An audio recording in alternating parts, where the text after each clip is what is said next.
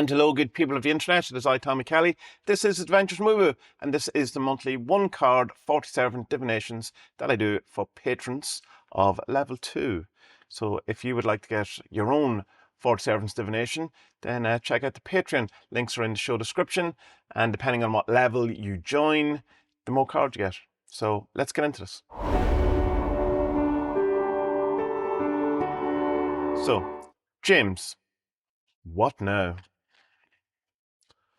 No, indeed, James. The contemplator. Well, it's kind of saying, I suppose, what now is something to do with action. As you want to do something, it's there's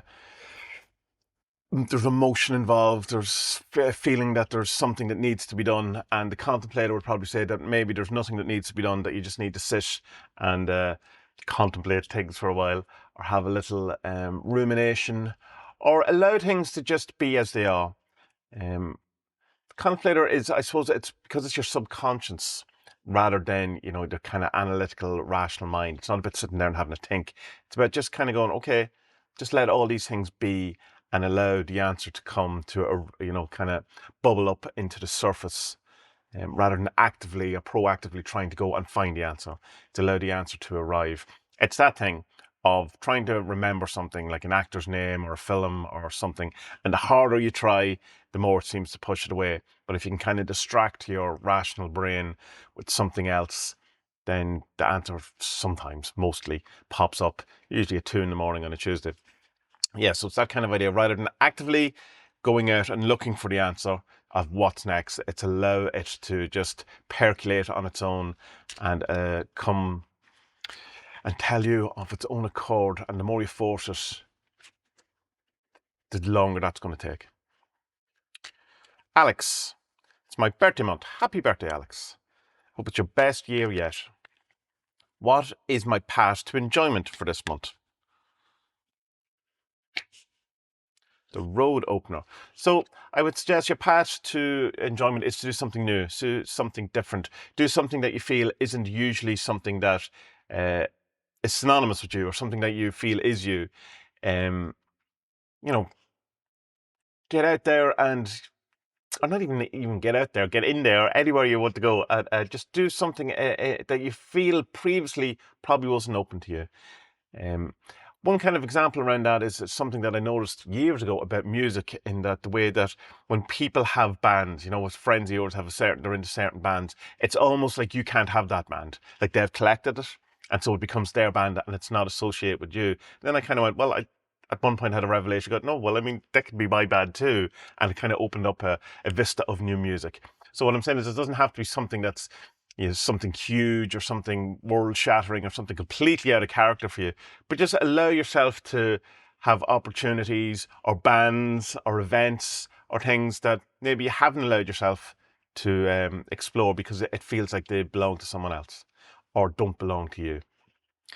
And look out for new opportunities. If someone asks you to go do something that you wouldn't normally do, then the suggestion is to go and do it.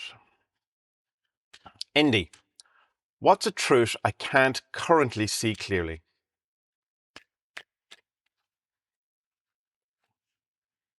The protector.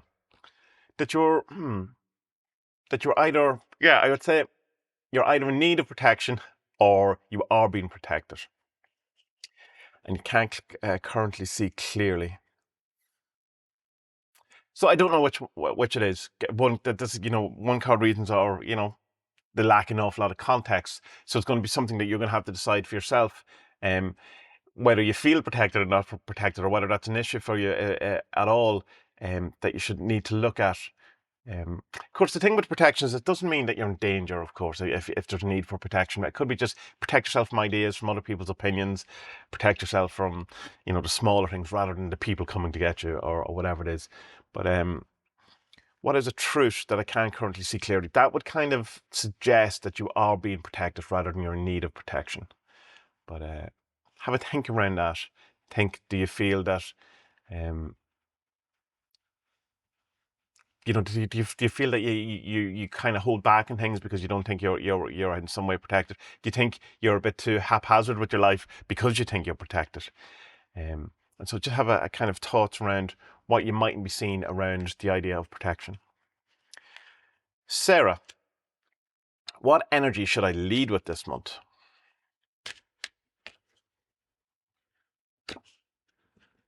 The depleted.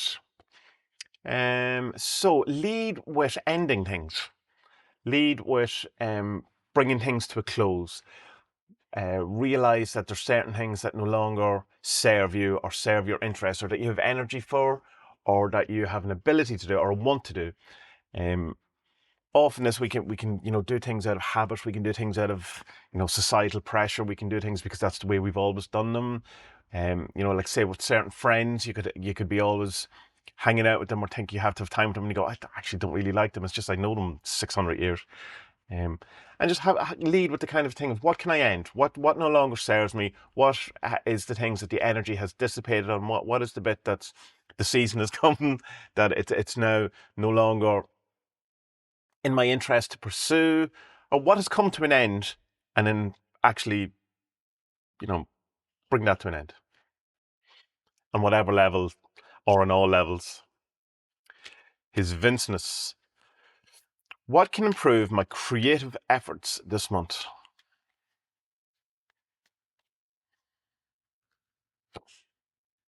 The Messenger. So communication, getting the message in relation to creativity. I suppose listening to feedback, possibly. Now, it's very hard with criticism, particularly when you're trying to, do something creative, because, you're in a way, you're opening up your soul and you're opening up your inner child to the world. And then when someone goes, well, I think that particular bit isn't particularly great, it can feel like, rather than a critique of the work, it can feel like a critique of the person. So it can be often open, or you can often leave yourself open to being kind of hurt in a way that a lot of people don't leave themselves open to be. But also there's a thing with critiquing or asking for critique is that I often find that people, if you ask them for an opinion, will invariably develop one. And so it's like if you ask them, do you think I'm a good person? They might never have thought about it, and then they'll start looking for a reason why you're not a good person or something like that. Um, it could also mean, with regard to creative, is getting the word out there, making sure that people are hearing it, finding it new ways to communicate your message. But I suppose that would be more getting into the kind of the media type thing if it was a case of trying to get the word out there. So it could be something more along the lines of having a better vision of what it is or what you're trying to communicate and trying to get across, and make sure there's clear communication on both sides, be that from you going out and you coming back in. And also remember that if you do ask for critiques or criticisms or recommendations or whatever it is, that you don't have to agree with them and you don't have to take it on board. Yeah, so be open to some sort of improvement around communication. Grayson, what should I focus on this month?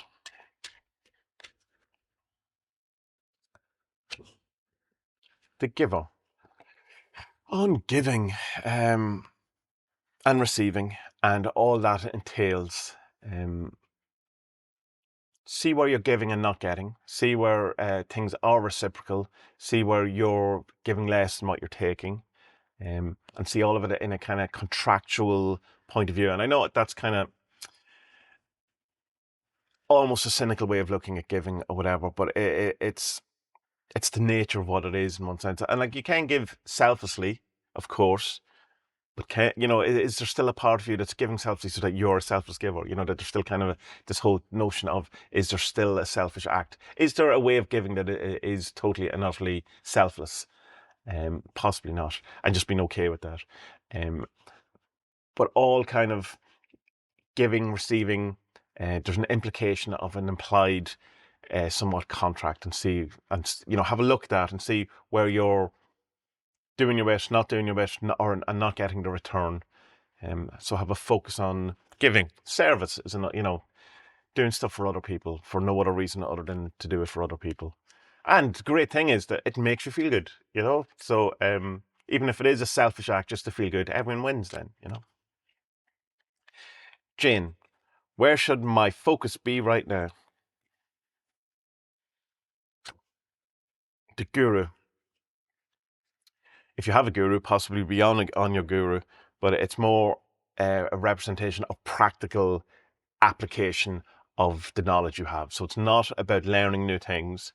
It's not about finding out new ways of doing things or research or any of these things, new approaches or anything. It's using the practical knowledge you already have and actually applying it. So it's if you were doing, say in my case, you were recording a new song, and rather than buying new plugins or a new record or new instruments, whatever, is use the stuff you already have until you really know them, because we can always go looking for the shiny thing, and there's always going to be a shiny thing. And then, to the neglect of the shiny things we already have. And so try and focus on the things that, the resources you already have, and develop them and use them rather than looking for something new. Dougie, is it a feasible option? Oh, card jumping out. The dead. So this would suggest, was it feasible before? What's your experience telling you? And that's the way to approach it. Something from the past, learning from the past, learning from experience, learning from tradition. How is it traditionally done? Have you done it before? And some way you can kind of go, just because it hasn't been done before doesn't mean that it can't be done, which of course is true. But the fact that it's coming out as the dead of saying that maybe if it hasn't been done in the past, then there's a reason for that. So kind of have a look at that of historical context to whatever it is you're trying to work out if it's feasible or not. Your own historical context, the historical context of the content of the situation itself, or look to someone who's already done it, someone who's experienced in this, who has already gone through or has done what you're trying to do, and ask them or try to get advice and see what it is. Red egg. What question should I be asking myself this month? There's a card trying to very much be noticed. The media. So you should be asking, how are you coming across to other people? How are you presenting yourself to other people? Your ideas, who you are as a person, your auric field. How are you coming across? What you're trying to. How would other people see you? And I mean, I know there's a kind of this notion of it doesn't really matter what other people think of you. And in many ways that's true, and in many ways it's not true, because we don't live in a vacuum. We don't live in our own. We don't live in just us. It's not solipsism unless you actually subscribe to solipsism. And so feedback from other people is important, but also having a switch of perspective on something can be very useful. In that, it's particularly like say there's any kind of creative work that you're doing, where you can be looking at it from your point of view the entire time. And then if you can kind of switch, say you're playing a new song to someone, and then you can, while you're listening to the song in their company, you kind of switch your perspective to how they would think of it. I wonder what way they're looking at it. And you can kind of have a different view on it. And of course, you don't need the other person to do that. You can just, the classic belief shifting or paradigm or focus shifting that you can do in Case Magic is see something from a different angle. How would someone who's massively into country music listen to the song, and what critiques or improvements could they bring to it? What would they like? What would they dislike? How would someone who is a strict Republican conservative approach this situation at work? How would someone who's a complete liberal do it? And try and get a different kind of view in things. But that's kind of moving away from it. It's mostly as of how you're coming across to other people, how you're presenting your other ideas. How do you feel that other people are seeing what you're trying to do or who you are? Rory, I'm in a major life transition moment. What's the next step on stepping into my new chapter?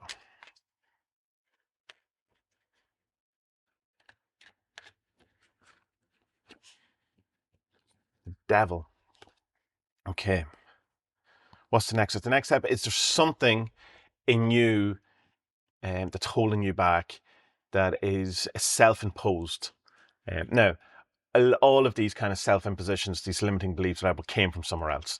So say if someone called you, I don't know, curly hair at school, big ears, whatever it is, they did it once, and then you spend the rest of your life repeating it. But at this point, it's you who's doing it.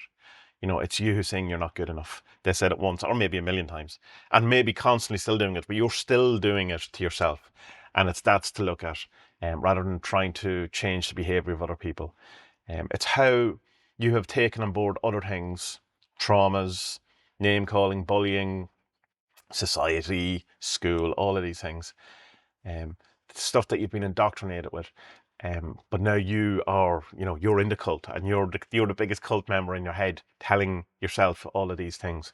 So there's something about whatever your major life transition is that will be made easier, or there's something significant about a limiting belief that you have that will either come to light, um, or will hold you back, and that you need to look at. And because all of these limiting beliefs are untrue. Um, that it's a false kind of conclusion that you've come to about something because someone told you it was true. It's that thing, if you've ever had it, I'm sure everyone's had it. It seems common enough experience that you'll be in the middle of a conversation and you'll say something, and then you'll realize, go, well, I actually don't even believe that. That's what my mother believes. Or there'll be something that you go, some interesting fact that you will say out loud to someone, and then you'll realize that no, that's actually a joke someone told me, to make fun of me, and I believed it all these years. So it can be as kind of trite as that, up and until to having a completely um, instilled terrible feeling of self-worth because someone was horrible to you and told you that you don't have any self-worth. Simon, what should I focus on in order to progress? The dancer, being okay with things not going your way. Um, in one sense, it's like if you were trying to find a new love interest, and you went up to someone and said, "Do you want to dance or whatever?" I mean, seriously, dating myself, who does that? Do you want to go out for coffee? Do you want to have a drink or something? And they say no, and you go, "All right, that's it, it's over." But you go up to 20 people and ask them, and one of them might say yes, or 10 of them, or the 20 people, depending on how charismatic you are, or that idea of cold calling, the sales market, the horrible thing, but it works, that you only need one sale and that could take you 50 phone calls to get it, but it's the sale that's important, and it's kind of, it's, quantity in one sense. So it's the focus on the kind of notion of things not necessarily working out the way you want them to, and that's okay, and just going with that, and then just kind of, right, this is part of the whole situation. This is this is the way things work along the way I'm going. That it's part of the process. It's part of the whole thing, rather than seeing each one as a stumbling block or a wall that you can't get past. Um, it's like if you want to write short stories, the first short story you write is probably going to be awful. They say in comics, your first 1,000 pages that you draw are terrible, but you have to get through the 1,000 pages. The 10,000 hour thing of, you know, Malcolm Gladwell or whatever, which is disputed, all of those things. But that kind of idea, that general idea, that just because it didn't go your way doesn't mean that it's not part of the process or it's not part of the bigger picture. And to be okay with your wants, desires, and goals not manifesting in the way that you wanted them to look like. And that's how you'll progress. Catherine, what should my husband take towards finding a job that is better for him? What approach should my husband take towards finding a job that's better for him? Okay, the desperate. Interesting. I suppose it's kind of saying, to get two kinds, to get to a situation where you just can't tolerate where you are anymore. And the best approach is just to see that it's hard to jump to something new if where you are is kind of okay, or if you kind of go, all right, this is the way it is, right? It's okay, better the devil, blah, blah, blah. But if you can get to a point of view where you can see that where you are isn't okay, and that it gives you more motivation to actually change, to want to change. Um, and it could be a kind of a case finding a better job. It's that, well, I could find a better job, but this is kind of all right. And to move into a more of approach, this isn't all right. This isn't what I want. This isn't, things are so much better. And if I can just kind of get out of my rut, I suppose, in one sense. So that's kind of sign of desperation. Other kind of form of, I suppose, the approach would be to desperation in finding a job. So it's to leave it to a point where it kind of has to happen, right? And rather than a forced desperation. And that's the least of the two options that you want, or that's, you know, you've left it too long and now you're in a panic stress situation. But I think the first approach is probably a better approach, where you just kind of deliberately put yourself in a situation that, okay, things are comfortable now, and okay, change would be better, but I'm kind of okay, is make the comfortable feel more desperate, or more accurately to assess the comfortableness as a desperateness, in order that you have motivation to change. He will have motivation to change. Peter, how should I proceed on my spiritual path this month? The sun. Sun is enlightenment, right? Awakening. You could pursue enlightenment or awakening, and that could be something you could do. But it's to sun is the powerhouse. It's the energy. It could be a sign of doing energy healing, some sort of looking into an energy kind of model. It's most likely just putting more effort into it, being a radiant beacon of whatever it is that you are trying to, whatever your spiritual path is, to be a shining light, to actually do the thing, to illuminate. It's this kind of sense of living it, actually doing it, rather than reading about it, embodying it. Be radiant with it. There's something about it, an outward expression of it, that it feels, rather than just applying more energy to it. Going to the source, stuff like that. Have a read through what the sun is, or what you feel the sun is, and see what resonates with you. But it seems to be something to me that I'm not quite grasping, because I don't know your situation, I don't know your spiritual outlook, of embodying the power, being the power, coming from a center of being the radiant light. So, good people of the internet, that is it for another month. I have done all but one of the other readings, the 3 card, the 5 card, and the 9 card.